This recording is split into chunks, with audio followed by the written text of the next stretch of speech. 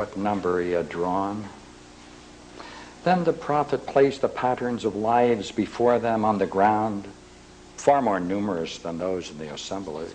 They rushed forward and picked one up.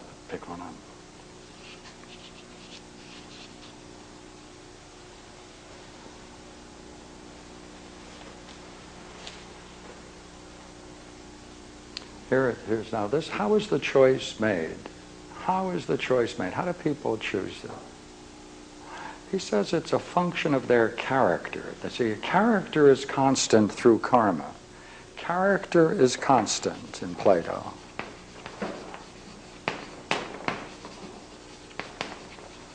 Let me give you the line.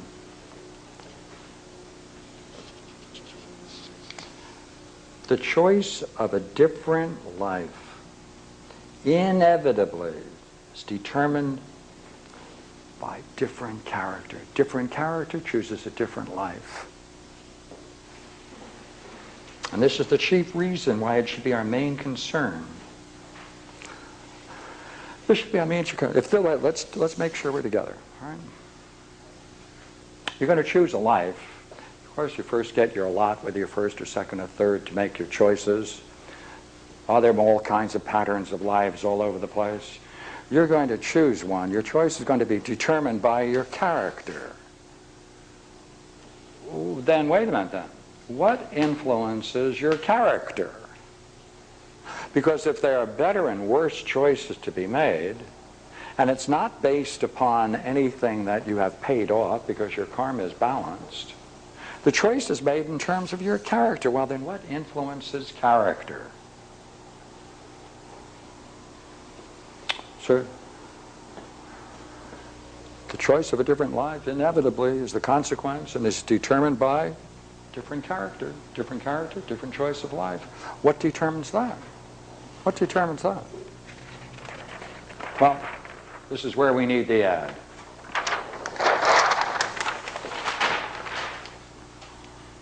There is a certain study. And if we have a study, we need someone who's going to be the teacher. And I think certainly local universities, you should be able to get a couple of instructors who can fill this. Right? So we need a teacher, using that word in the best sense, because there's a major study. This major study is going to make flexible character. It's going to give us a degree of freedom. Let's see how we can gain it. I'm now at page 509, 618C.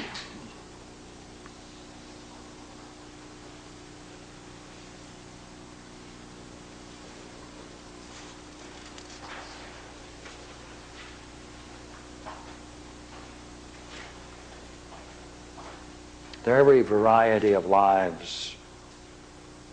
The lives of all kinds of animals, all sorts of human lives, tyrannies among them. Some lives uninterrupted until the end, others destroyed midway. Some exiles, some end as beggars. And they were lives of men of repute for their forms of beauty and strength, and likewise of prowess, of high birth, of virtues, as well as ill repute of the same things. Similarly, of course, of women.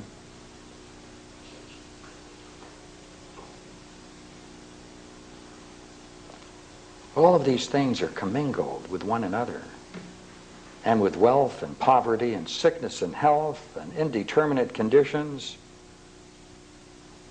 Here, therefore, is the supreme hazard for man. How can you possibly choose? Okay, here's the way he starts. This is the chief reason why it should be our main concern that each of us, neglecting all other studies, should seek after and study this thing,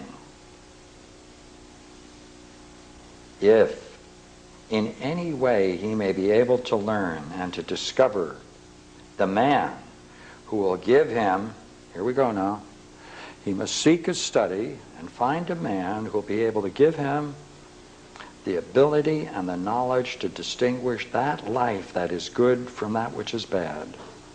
Always and everywhere to choose the best that the conditions of life allow, taking into account all the things we've spoken of and estimating the effect on the goodness of his life.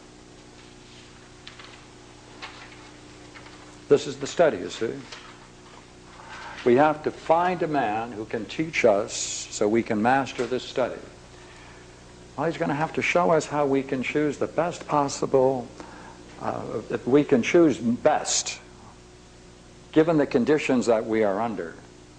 Not ideal, but where we exist and how we exist, how to choose the best for ourselves. The second point, perhaps I didn't make it clear enough, and therefore I want to pause for this.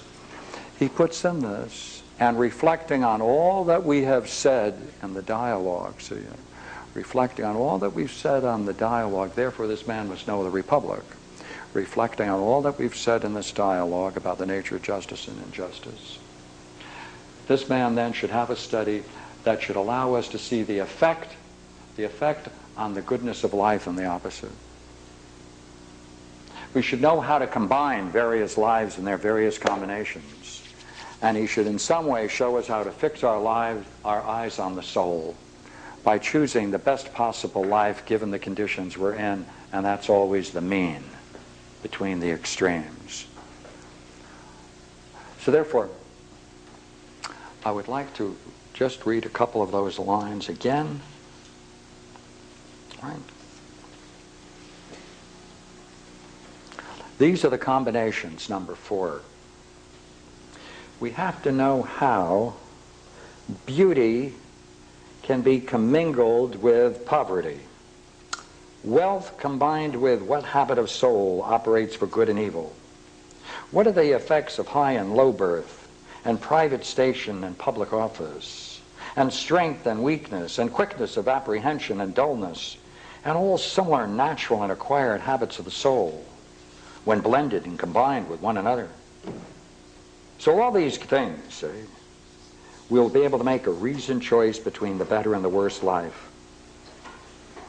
This teaching then should cause us to fix our eyes on the soul, naming the better life that which tends towards justice and the opposite injustice.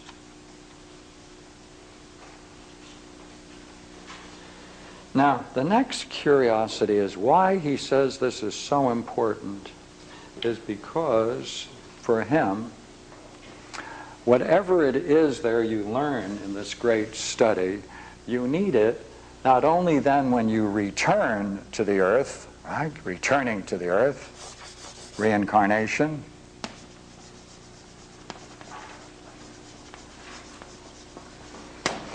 He said there's another more difficult thing to realize, he says, because in the heavens you're going to experience similar things only with greater intensity and power.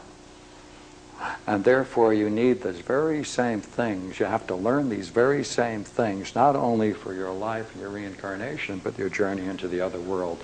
Let me read how he puts it.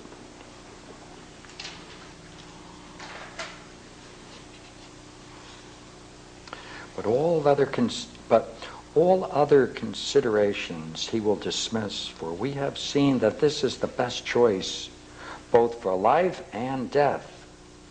A man must take with him to the house of the dead an adamantine faith in this, that even there he may be undazzled by riches and similar trumpery, and may not precipitate himself into tyrannies and similar doings, and so work many evils past cure and suffer still greater damage to himself.